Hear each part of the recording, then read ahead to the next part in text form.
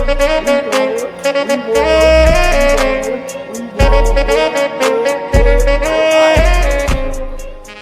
welcome to the Laker family, where the Lakers just capped off a great win with a game-winning three from Anthony Davis.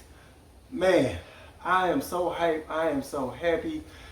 I screamed. I think I woke the whole neighborhood up. That's how loud I screamed when Anthony Davis made that three-pointer at the end over Jokic. Boy, it was beautiful. The fall away, the form. I mean, I just knew it was good as soon as it left his hand. Man, like I'm trying to calm down enough so I can, go ahead with this video with y'all. But it was a hell of a game, man. It was a hell of a game. I knew that this game was going to be a little bit tougher than the first game because Jokic and Jamal Murray were in foul trouble for the most part of the first game. And tonight, when they was not in foul trouble, we really got a chance to see how better of a team they looked. And even with that being said, we still came out guns blazing, put our foot on their neck. I mean, we was running and gunning, willing and dealing, show timing, jiving, shaking and gyrating, you name it. And it just came to a screeching halt in the third quarter. I love what Charles said at halftime because I felt like, for some reason, I felt like Anthony Davis must have heard what Charles said. But Charles just really needs to put a sock in his mouth sometimes because he just oversay things like, don't get me wrong, I'm not going to just completely condemn Charles because he does say some okay things here and there. But as of late, he's been just making an ass of himself, basically. He basically called out Anthony Davis at halftime saying that for some reason Anthony Davis can't put it together. He has the talent, but he can't put it together. Blah, blah, blah. Talking about his aggression not being there, things of that nature. First of all, LeBron James was Superman basically in the first half. So featuring Anthony Davis really wasn't that major of a priority. We were up by 10 or 12 at the half, and LeBron James was doing his thing. Why take LeBron out of his rhythm? Let him keep doing his thing. But the reason why I say I love what he said, because Anthony Davis shut him up in the second half and really made an ass of Charles Barkley on national TV.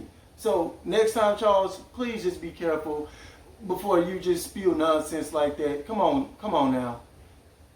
But back to the main point, I love the way LeBron came out this game. Very aggressive, very assertive, taking it to the rim.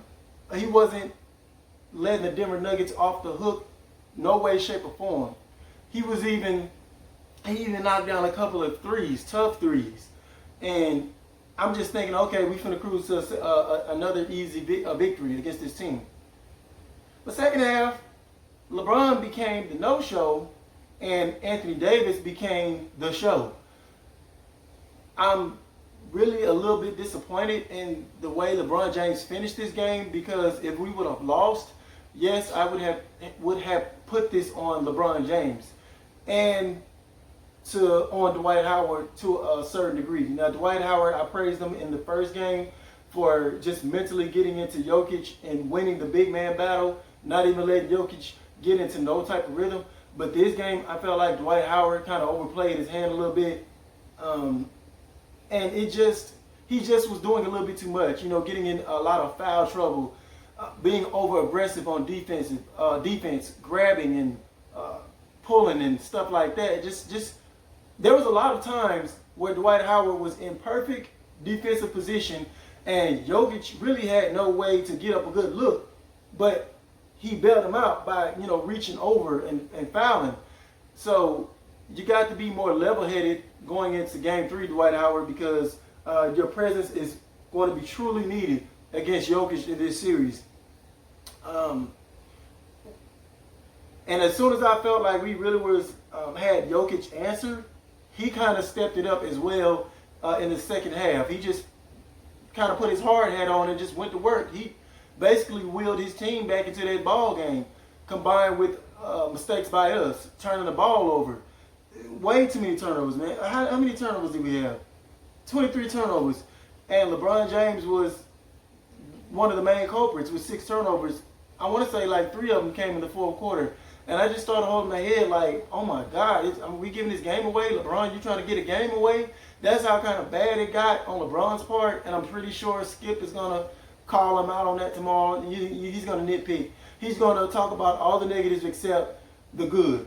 And he's not going to even mention the game-winning 3 for Anthony Davis. Or he might mention that just to slight LeBron. But I still felt like LeBron kind of let us down to a certain degree, that especially in the fourth quarter when the game was nip and tuck, it was like right there for the taking. We had like a 2-point or 3-point lead for the most part, and LeBron could easily just put his foot on the gas and took the game over. But he started settling way too much for long, deep range threes. He started turning the ball over in crucial spots when Denver was getting on a run. I'm like, come on, LeBron, get it together, please. We got great production from the bench. Alex Caruso, great hustle, great energy, 9 points. He had a highlight dunk with that steal and that little tomahawk dunk. And Caruso surprises a lot of people with his athleticism. He just doesn't look it. But Rondo as well came in, the wizard that he is, with 9 assists. But he too, like LeBron James, had too many turnovers. He had 5 in the turnover department. So even though he had 9 assists, he kind of started to offset those 9 assists with the 5 turnovers. So our floor generals have to be better going into game 3. We have to clean that up. Caldwell Pope knocked down some clutch threes. He even hit one in the corner like with 1 second left. We were down. No, I think it was like we were up like 2 points. And he launched it over Jeremy Grant, and it went in. I felt like that was a big momentum boost for us. It gave us a little more time to wave the Denver Nuggets off. Danny Green. Oh, Danny Green. 28 minutes, 4 of 14 from the field, 3 of 10 from 3-point range, 11 points. Straight garbo. I told y'all in one of my other videos, I'm completely over Danny Green, and whenever he finally gives us one of these good games every blue moon, I'm not going to get too overly excited. I'm going to look at it like he's been past the past due amount already. So it's time. It's been time for him to have a game like this. I'm not going to overhype a game from him like that. But going forward, like the other things I just mentioned, we need Danny Green to knock down more than 3 of 10 from the 3-point range. Because another thing is, the Nuggets haven't really had one of those hot games yet from behind the arc. They were decent tonight with 33%, but they haven't got hot yet. So what's going to happen when they get hot and then we can't match them 3 for 3? And Danny Green pulls up with one of these games like this. We can't have that going forward. And that just makes the game more harder. It's going to make it to where the Denver Nuggets can start packing the lane in a little bit more on Anthony Davis and LeBron James. We don't need them building walls because our outside perimeter players can't knock down threes. Anthony Davis, 2 of 4 from a 3-point range. He hit a step back 3. That was gorgeous. And of course, he hit the game-winning 3. All around beast mode. 31 points, 9 rebounds, 2 assists, 1 steal, 2 blocks. He's still beasting, man. He's not letting up off the gas. He's proven to everybody that he belongs in the GOAT conversation as far as power forwards with Tim Duncan. He's proven that. Every single game in this playoffs, he's proving that. He just has to get the hardware to show for it. JaVale McGee, only 3 points in 12 minutes. 5 rebounds is decent, in just 12 minutes. But from McGee and Dwight Howard, we both collectively, from them two, we need them to play better going into game 3. So, and another thing that I'm kind of hearing is people starting to discredit us because we're beating a Denver Nuggets team. They're supposed to be a cakewalk team, but when you say that even if you're not trying to be malicious behind it, it still makes it come off as we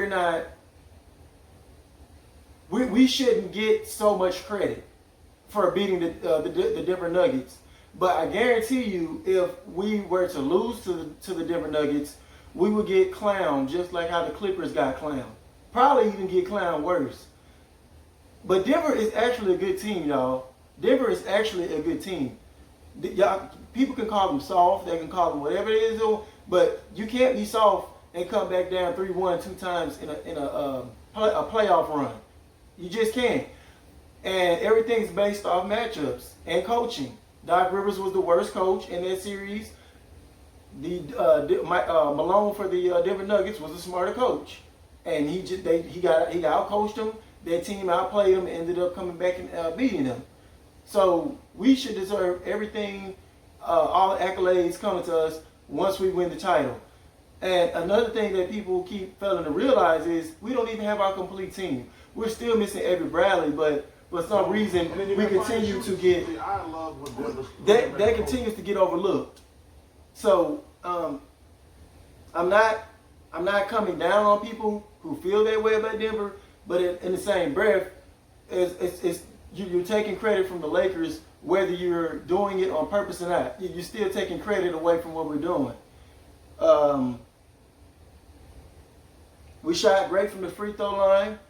94% tonight was a great time to shoot great from the free throw line, because if we didn't, we lose the game. We shot good from the three-point range, 36%. If Danny Green would have knocked down his share, probably would have been kicked it up to 40-something%. So Denver played us much tougher tonight, and I'm glad for that, because they have our full attention now. They have our full undivided. If they didn't have it before, I know they have it now. So the Lakers know going into Game 3, they have to have all antennas up. They have to have all their I's dotted, their T's crossed when it comes to sticking to game plan. So the only thing there is to get up in there and do it. But that's all I have for today, guys. As always, thank y'all for watching. And thank y'all as well for supporting my Facebook, all my followers and everything. I'm up to 1,000 followers on the Laker family page that I started up. And my lovely wife is helping me behind the scenes with it. So thank y'all, and join the show by subscribing. And I'll see y'all next time. Peace.